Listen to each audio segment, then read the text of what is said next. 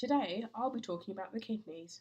The kidneys are such an important organ that we have two of them, although we only really need one to live. Did you know that the kidneys work at a higher blood pressure than the heart and the brain? They also reabsorb 99% of the blood in your body and redistribute it to other major organs. The kidneys contain over 1 million tiny function units called nephrons, which carry out the roles of the kidney. Now let's look at one individual nephron and see how it works. The nephron is a basic structure with components that work together to clean our blood and produce urine. The process starts with oxygenated blood entering the kidney through the renal artery. It passes along to the glomerulus, which is a collection of small blood vessels called capillaries.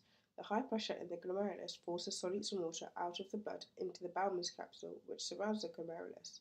This process is called ultrafiltration, as it is the filtration of molecules at a high pressure.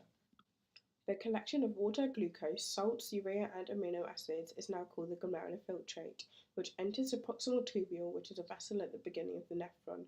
Here at the proximal tubule, selective reabsorption occurs.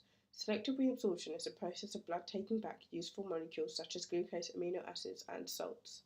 After, the filtrate continues through the nephron to the loop of Henle, which has a downwards part called the descending limb and an upwards part called the ascending limb.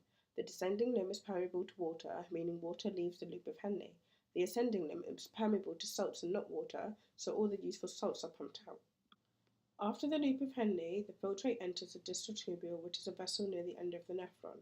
The filtrate passing through this tubule can now be called urine.